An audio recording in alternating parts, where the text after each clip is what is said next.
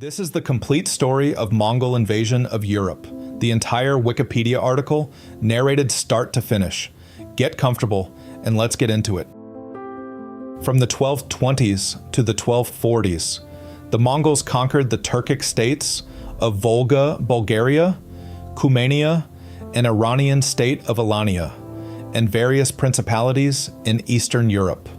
Following this, they began their invasion into Central Europe by launching a two-pronged invasion of then-fragmented Poland, culminating in the Battle of Legnica, and the Kingdom of Hungary, culminating in the Battle of Moha. Invasions were also launched into the Caucasus against the Kingdom of Georgia, the Chechens, the Ingush, and Circassia, though they failed to fully subjugate the latter. More invasions were launched in Southeast Europe against Bulgaria, Croatia, and the Latin Empire. The operations were planned by General Subutai, 1175-1248, and commanded by Batu Khan, c. 1207-1255, and Kadan, d.c. 1261, two grandsons of Genghis Khan. Their conquests integrated much of Eastern European territory into the empire of the Golden Horde. Warring European princes realized they had to cooperate in the face of a Mongol invasion, so local wars and conflicts were suspended in parts of Central Europe, only to be resumed after the Mongols had withdrawn. After the initial invasions, subsequent raids and punitive expeditions continued into the late 13th century. Melik, one of the princes from the Ogadai family who participated in the expedition, invaded the Transylvania region of the Hungarian kingdom, called Sasuci in sources. General overview. Composition of Mongolian army. The Mongolian army that invaded Europe in the 13th century, principally the 1236-1242 campaigns, led by Batu Khan and Subutai, was highly diverse and ethnically mixed, with ethnic Mongols often comprising a minority of the total force. While the leadership, elite cavalry, and corps command in the Tumen units remained Mongol, mainly the Borjigin subclan, but also Merkits and Khitans. A significant majority of the soldiers, estimated by some historians to be 70-80%, and so the core army, were Turkic nomads of the Eurasian steppe, mainly Cumans, Kipchaks, Bashkirs, Volga Bulgars, Volga Tatars, Kazakhs, and Uyghurs, which were identified in contemporary European sources as Tatars. There were also significant numbers of conscripts from conquered sedentary populations, like Chinese people from northern China, Iranian peoples from Greater Persia, and Caucasians. The Mongol army operationally took soldiers and technology from the peoples they conquered. Chinese specialists, prized due to their expertise in siegecraft, gunpowder, metallurgy, and road construction, were primarily kept in the rear echelon operating siege machinery or managing logistics. Some academics have theorized that Mongolian reliance on Chinese and Muslim siege engineers and their struggles when those non-Mongol specialists were killed or bogged down by European stone fortifications were more important reasons for the Mongolian withdrawal of Europe than the death of Ogadai Khan. On the other hand, the Iranians and other Muslims served as the sole bureaucratic, financial, and logistical backbone of the Mongol war machine, because Mongols historically despised the tedious work of sedentary administration and urbanization. According to primary sources like Adamalik Juvayni or Rashid al-Din, the Iranians established a network of overseers that was responsible for taking the census, drafting local European men into the infantry, the Kashar, and collecting the taxes that funded the westward march. In the end, they settled in the Volga region to manage the empire's western frontier in modern European Russia, being key players in the Islamization of the Golden Horde. Later, troops from the Russian principalities were recruited after the fall of the Kievan Rus and were deployed against Poland, Hungary, and the HRE during the European advance. Invasion of Kievan Rus.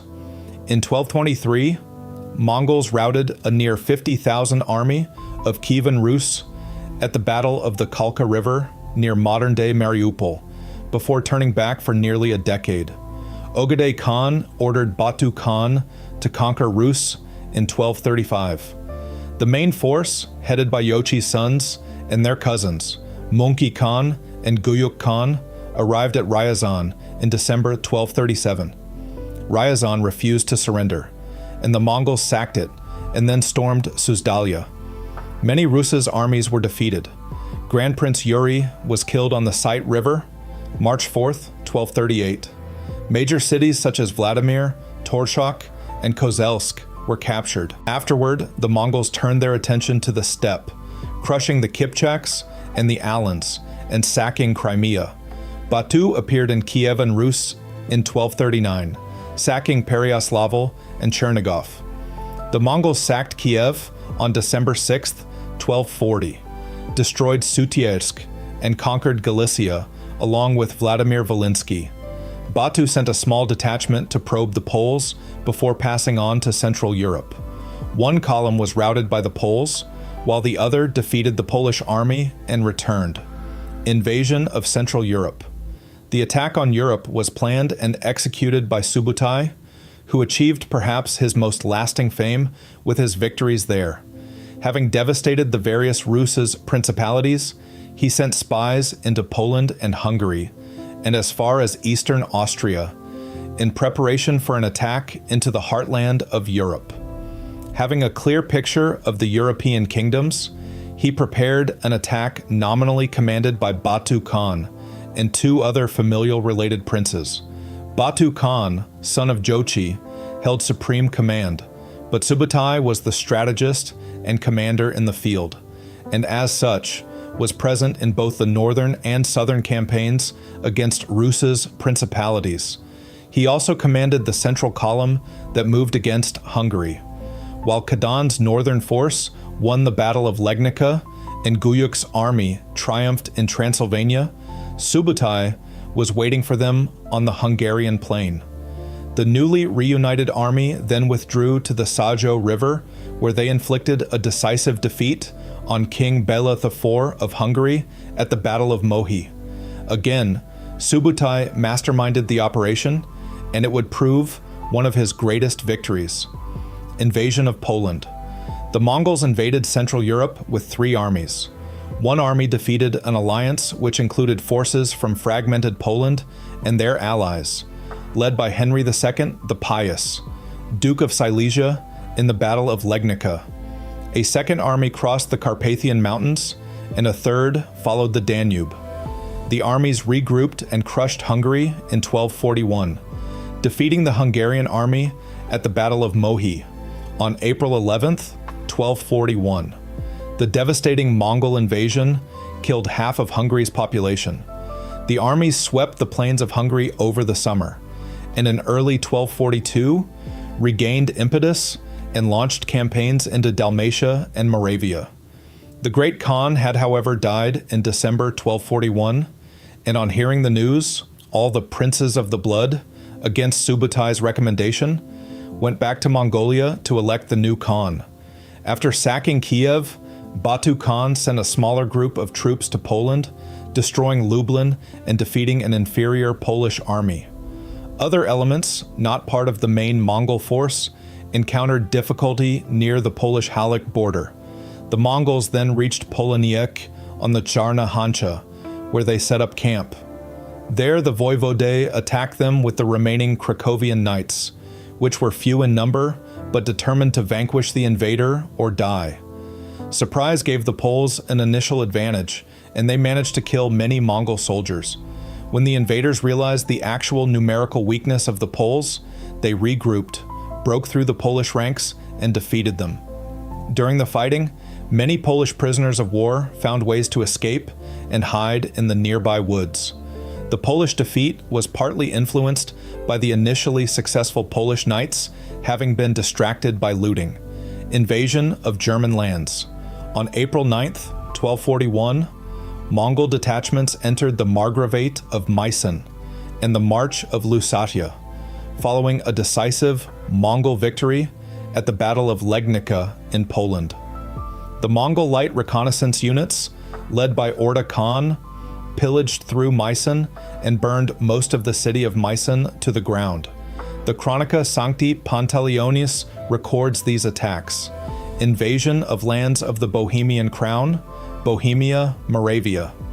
After the defeat of the European forces at Legnica, the Mongols then continued pillaging throughout Poland's neighboring states, particularly Moravia. King Wenceslaus I of Bohemia returned to protect his kingdom after arriving in Legnica a day late. He gathered reinforcements from Thuringia and Saxony on his way back. He stationed his troops in the mountainous border regions of Bohemia, where the Mongols would not be able to utilize their cavalry effectively. By that time, Mongolian forces had divided into two, one led by Batu and Subutai, who were planning to invade Hungary, and another led by Baidar and Kadan, who were ravaging their way through Silesia and Moravia.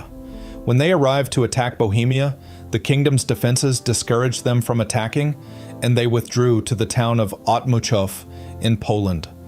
A small force of Mongolians did attack the strategically located, on the way to the mountain passes, Bohemian town of Kłodzko, but Wenceslaus's cavalry managed to fend them off.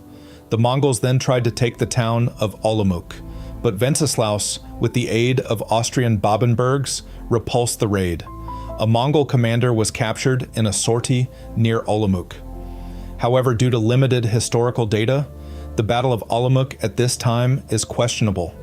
Under Wenceslaus's leadership during the Mongol invasion, Bohemia remained one of a few Central European kingdoms that was never pillaged by the Mongols, even though most countries around it, such as Poland and Hungary, were ravaged. Such was his success that chroniclers sent messages to Emperor Frederick II of his victorious defense. After these failed attempts, Baidar and Kadan continued raiding Moravia via the Moravian Gate route into the valley of the river Morava towards the Danube, before finally going southward to reunite with Batu and Subutai in Hungary. Invasion of Hungary. The Hungarians had first learned about the Mongol threat in 1229, when King Andrew II granted asylum to some fleeing Ruthenian boyars. Some Magyars, Hungarians, left behind during the main migration to the Pannonian Basin, still lived on the banks of the upper Volga. It is believed by some that the descendants of this group are the modern-day Bashkirs, although this people now speaks a Turkic language, not Magyar.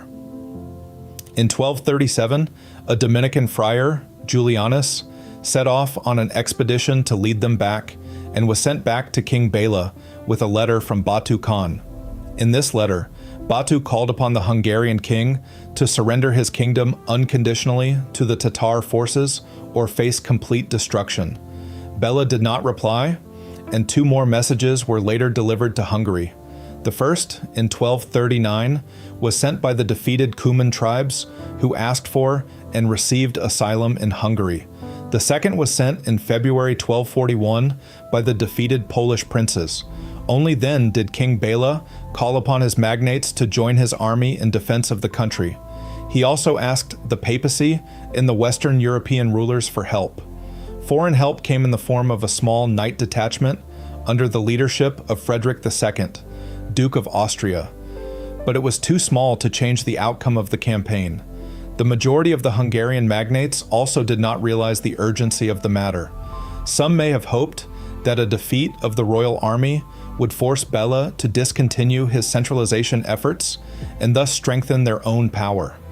Although the Mongol danger was real and imminent, Hungary was not prepared to deal with it.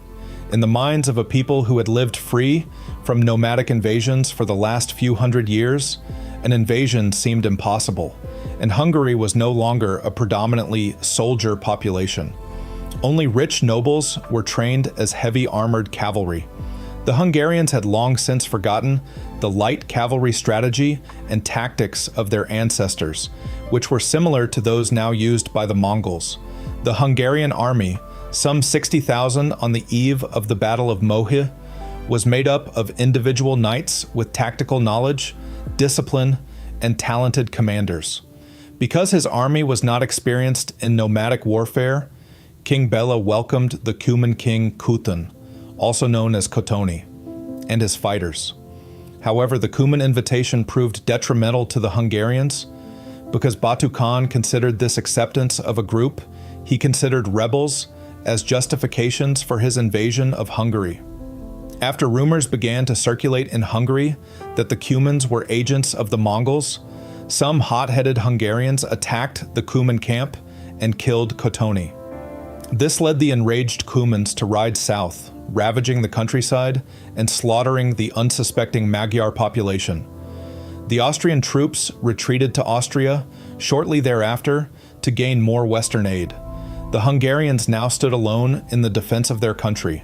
The 1241 Mongol invasion first affected Moldavia and Wallachia, situated east and south of the Carpathians. Tens of thousands of Wallachians and Moldavians lost their lives defending their territories from the Golden Horde.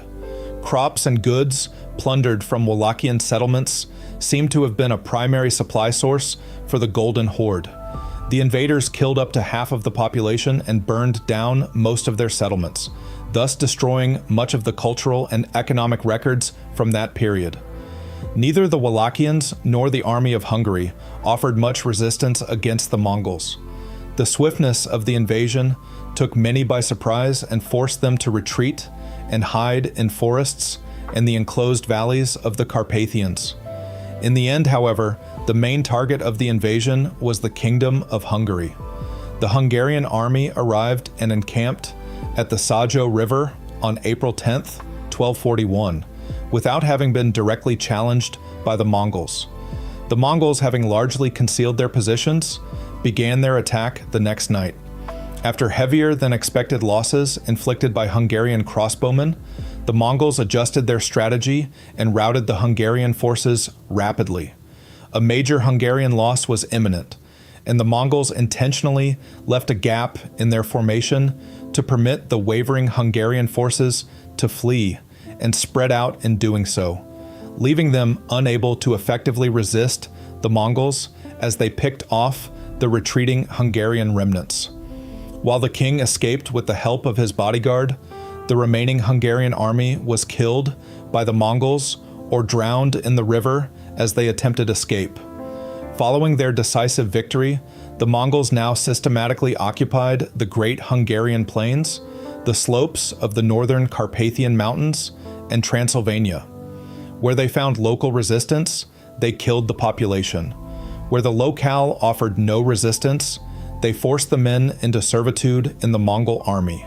Still, tens of thousands avoided Mongol domination by taking refuge behind the walls of the few existing fortresses or by hiding in the forests or large marshes along the rivers.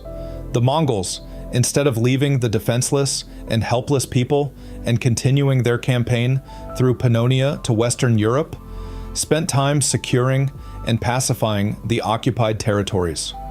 On Christmas 1241, the costly siege of Esztergom destroyed the capital and economic center of the Kingdom of Hungary, forcing the capital to be moved to Buda.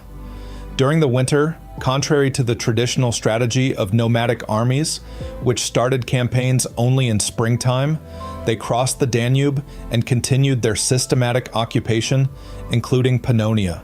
They eventually reached the Austrian borders and the Adriatic shores in Dalmatia. The Mongols appointed a Daragachi in Hungary and minted coins in the name of the Kagan.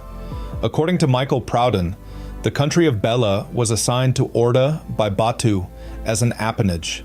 At least 20–40% of the population died by slaughter or epidemic.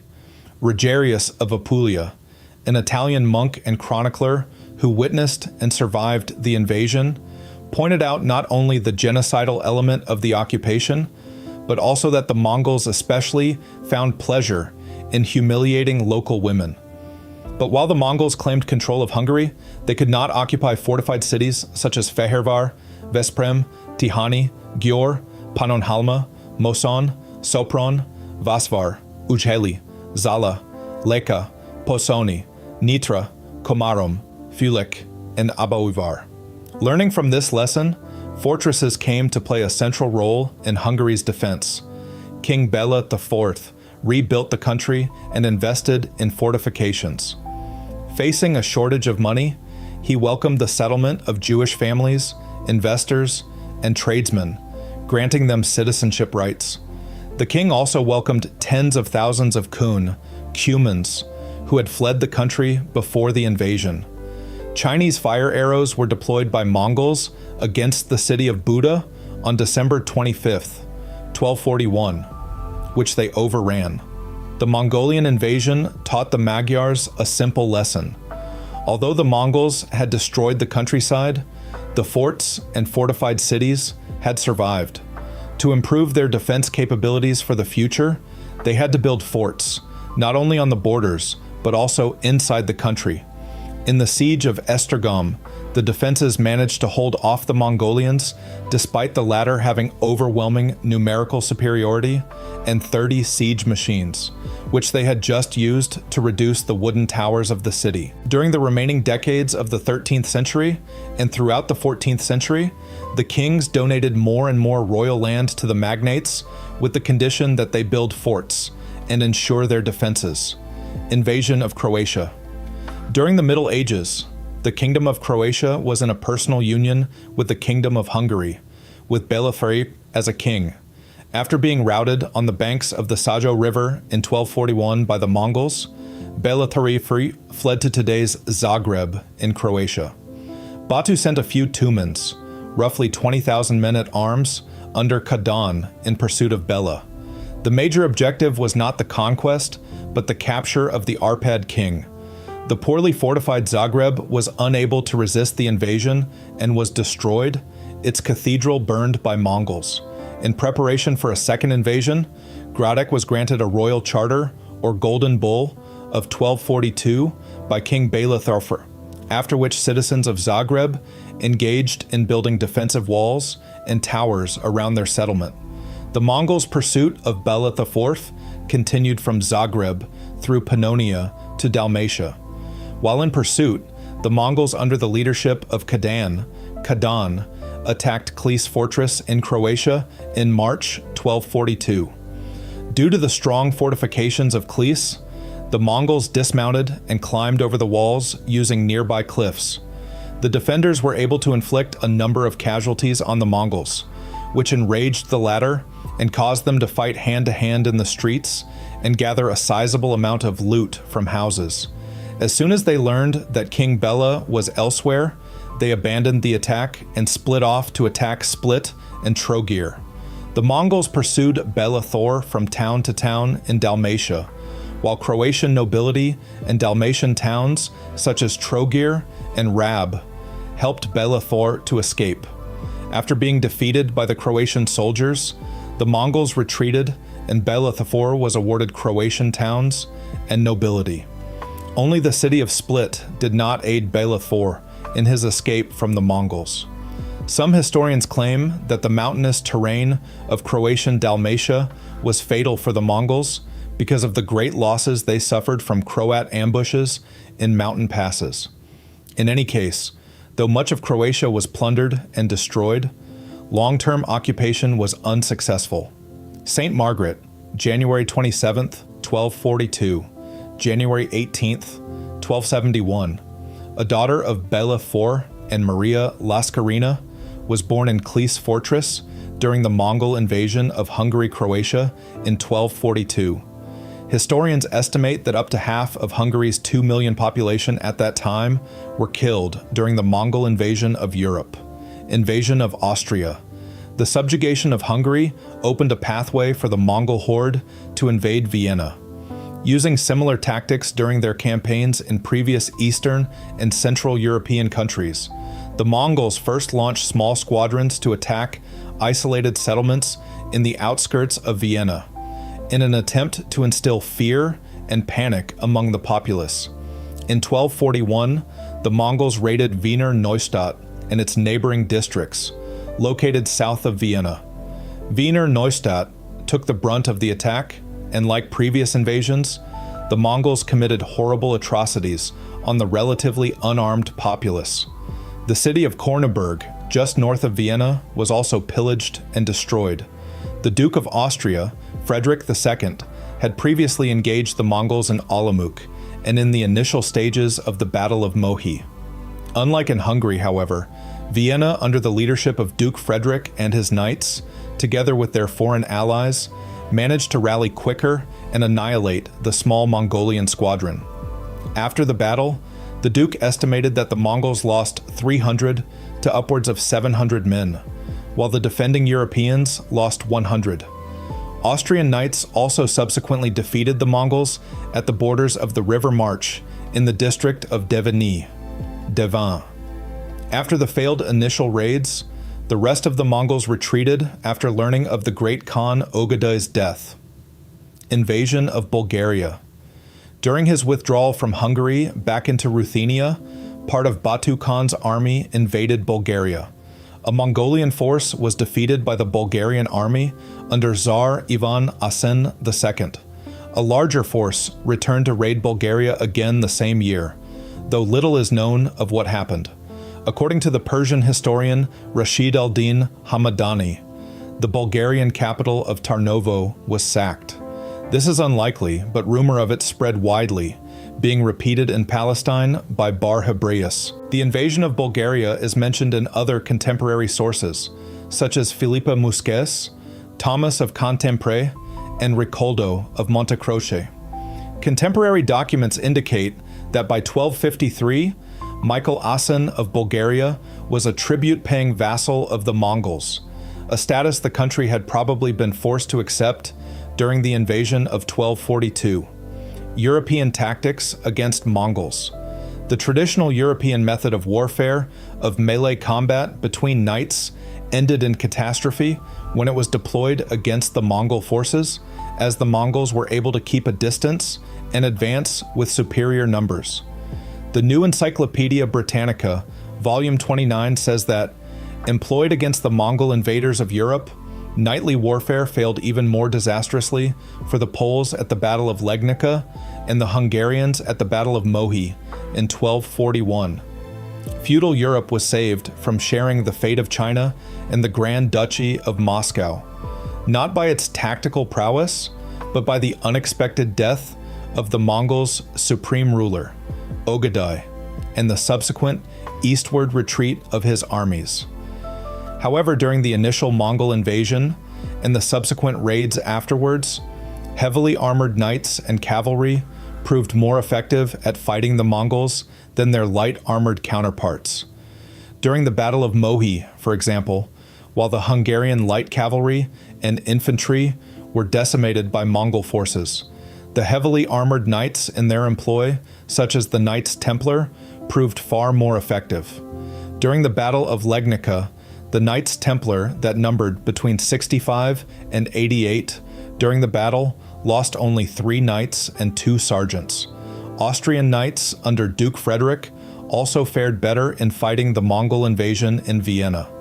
King Bela IV of Hungary hired the help of the Knights Hospitaller, as well as training his own better-armed local knights in preparation for the second Mongol invasion of Hungary.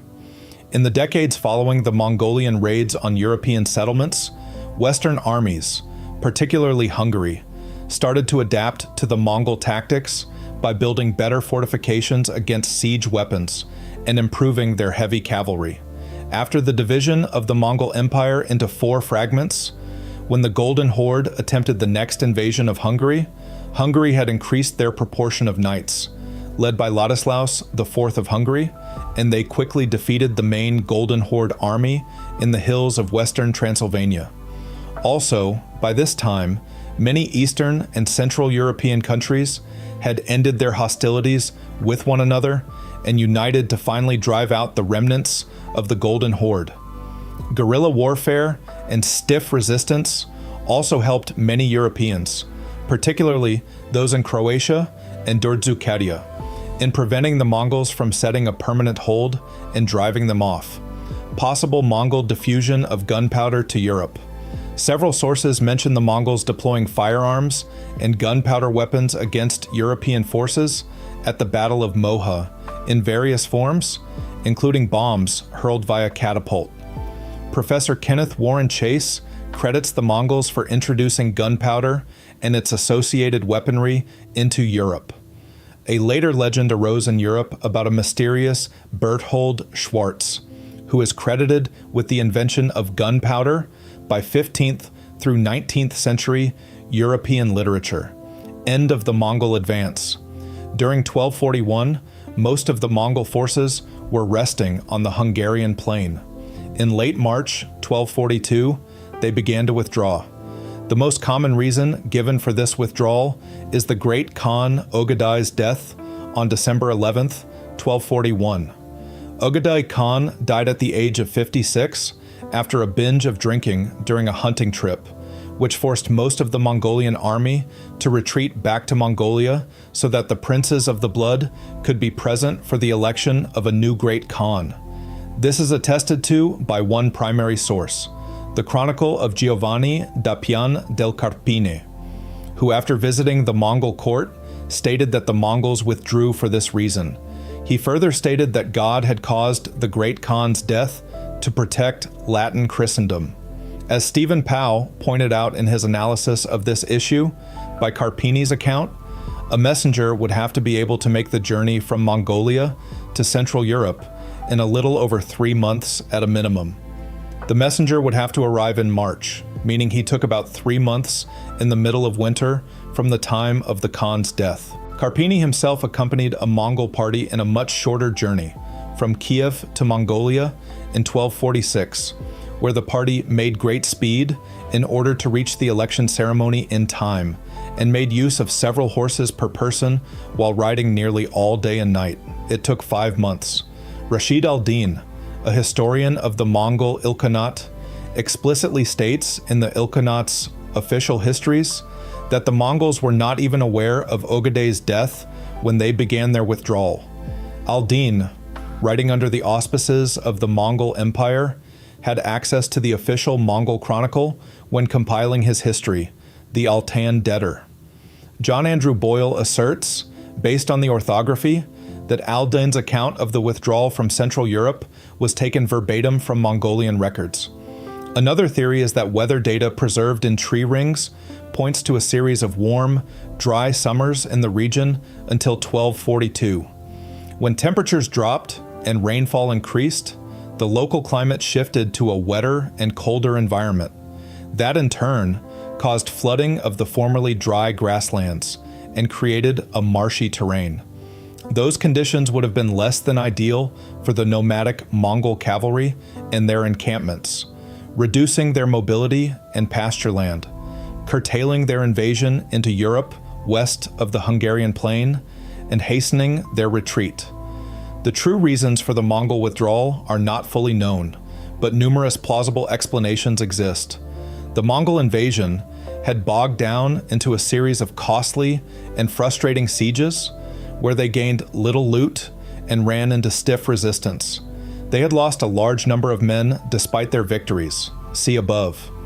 Finally, they were stretched thin in the European theater and were experiencing a rebellion by the Cumans. Batu returned to put it down and spent roughly a year doing so. Regardless of their reasons, the Mongols had completely withdrawn from Central Europe by mid-1242, though they still launched military operations in the west at this time, most notably the 1241-1243 Mongol invasion of Anatolia.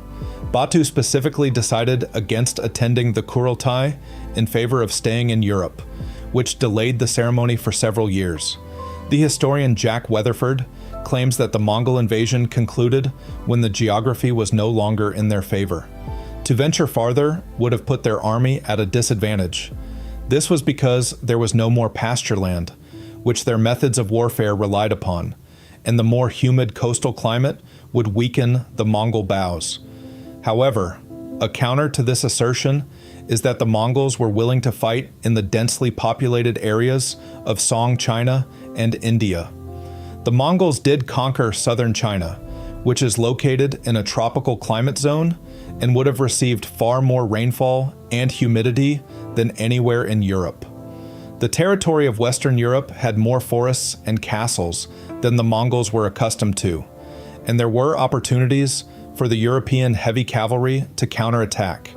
Also, despite the steppe tactics of the Avars and early Hungarians, both were defeated by Western states in the 9th and 10th centuries, though many states conquered by the Mongols have also faced steppe tactics successfully before. A significant number of important castles and towns in Hungary had also resisted Mongol siege tactics. John Keegan thought that Europeans had an advantage due to more food surpluses, enabling better campaigns and larger horses. Some historians believe that the reason for Batu's stopping at the Mohi River was that he never intended to advance further. He had made the new Rus's conquests secure for the years to come, and when the Great Khan died and Batu rushed back to Mongolia to put in his claim for power, it ended his westward expansion. Subutai's recall at the same time left the Mongol armies without their spiritual head and primary strategist.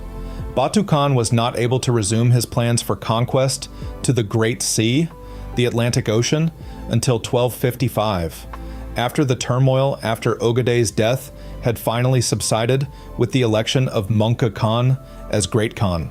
From 1241 to 1248, a state of almost open warfare existed between Batu, son of Yochi, and Guyuk, son of Ogedei. The Mongol Empire was ruled by a regency under Ogedei's widow Toragena Khatun, whose only goal was to secure the Great Khanate for her son Guyuk. There was so much bitterness between the two branches of the family that when Guyuk died in 1248, he was on his way to confront Batu to force him to accept his authority. Batu also had problems in his last years with the Principality of Halych-Volhynia, whose ruler, Danilo of Halych, adopted a policy of confronting the Golden Horde and defeated some Mongol assaults in 1254. He was finally defeated in 1259 when Berka ruled the Horde. Batu Khan was unable to turn his army west until 1255, after Mongol had become Great Khan in 1251, and he had repaired his relations with the Great Khanate. However, as he prepared to finish the invasion of Europe, he died. His son did not live long enough to implement his father and Subutai's plan to invade Europe. And with his death, Batu's younger brother Berk became Khan of the Kipchak Khanate. Berka was not interested in invading Europe as much as stopping his cousin Hulagu Khan from ravaging the Holy Land.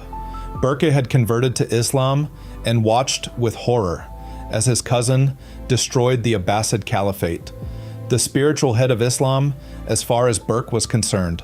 The Mamluks of Egypt, learning through spies that Berk was both a Muslim and not fond of his cousin, appealed to him for help and were careful to nourish their ties to him and his Khanate.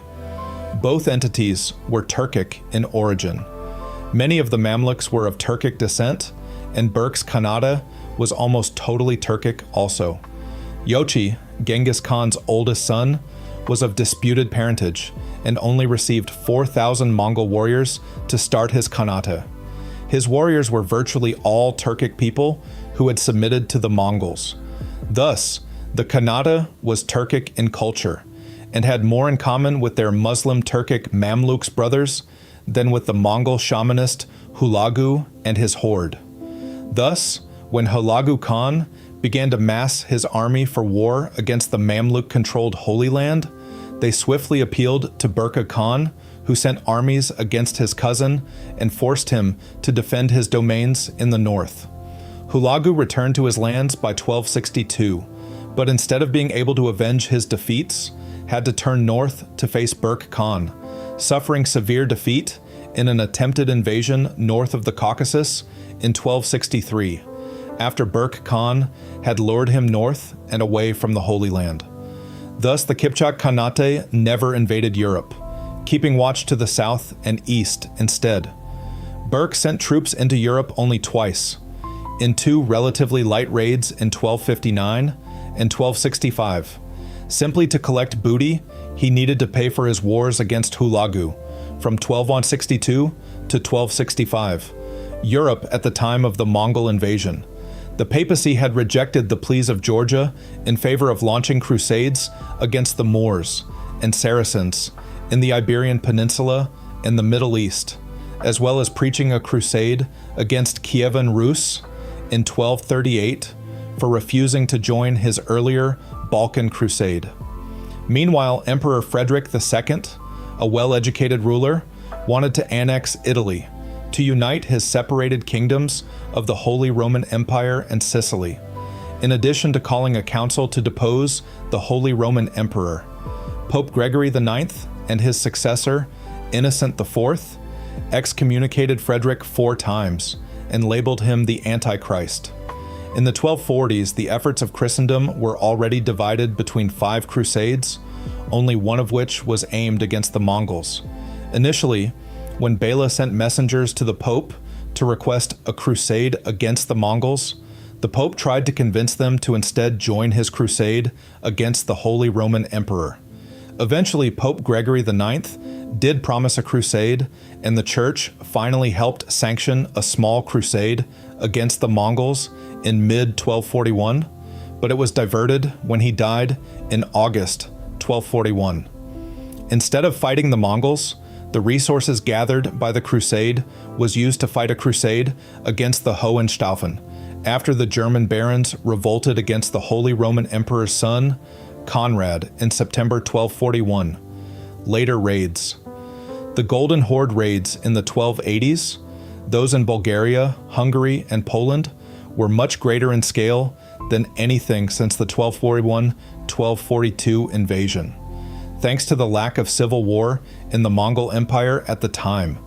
They have sometimes been collectively referred to as the Second Mongol Invasion of Europe, the Second Tatar-Mongol Invasion of Central and Southeastern Europe, or the Second Mongol Invasion of Central Europe against Poland, 1259 and 1287. In 1259, 18 years after the first attack, 2 Tumans, 20,000 men from the Golden Horde, under the leadership of Berk, attacked Poland after raiding Lithuania. This attack was commanded by General Burundai with young princes Nogai and Talabuga. Lublin, Sieradz, Sandomierz, Zawichost, Krakow, and Bytom were ravaged and plundered. Berke had no intention of occupying or conquering Poland. After this raid, the Pope Alexander IV tried without success to organize a crusade against the Horde. An unsuccessful invasion followed in 1287, led by Talabuga and Nogai Khan. 30,000 men, 3 Tumans, in 2 columns under Nogai, 10,000 Mongol cavalry, and Talabuga, 20,000 Mongols and Ruthenians, respectively raided Lesser Poland to plunder the area and meet up north of Krakow. Lublin, Mazovia, and Sieradz were successfully raided, but the Mongols failed to capture Sandomierz and Krakow and were repulsed with heavy casualties when they attempted to assault the cities, although the cities were devastated. Talabuga's main army, the rest of his column having dissolved across the countryside for raiding, was defeated by Duke Leszek II at the Battle of Łagów. After this severe setback, Talabuga linked back up with the raiding parties and fled Poland with the loot that was already taken. Nogai's column, after suffering losses during the assault on Krakow, split up to raid the lands both north and south of the city. One detachment headed towards the town of Stary Sącz, another to Podolinek, and others to the Duchy of Sieradz. The first detachment was surprised and defeated by the Poles and their Hungarian allies in the Battle of Stary Sącz, while the second devastated the area of Podhala while skirmishing with the locals.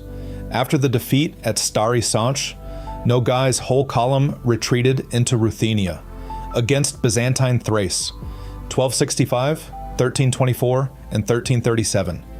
During the reign of Berke, there was also a raid against Thrace. In the winter of 1265, the Bulgarian Tsar, Constantine Teak, requested Mongol intervention against the Byzantines in the Balkans. Nogai Khan led a Mongol raid of 20,000 cavalry, 2 Tumans, against the territories of Byzantine eastern Thrace.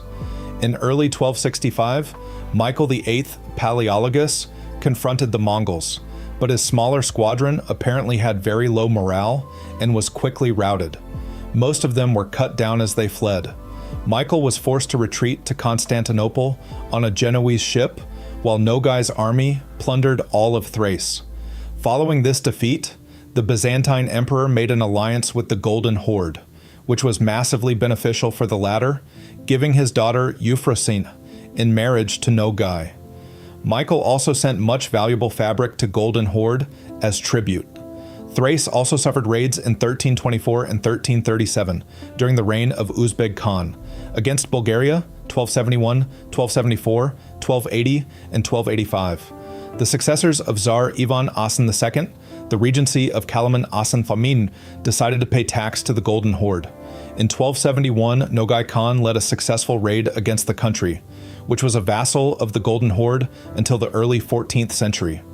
Bulgaria was again raided by the Mongols in 1274, 1280, and 1285. In 1278 and 1279, Tsar Ivailo led the Bulgarian army and crushed the Mongol raids before being surrounded at Silistra. After a 3-month siege, he managed to once again break through the elite Mongol forces, forcing them to retreat north of the Danube. In 1280, a rebellion inspired by Byzantium left Ivailo without much support, and so he fled to Nogai's camp, asking him for help before being killed by the Mongols.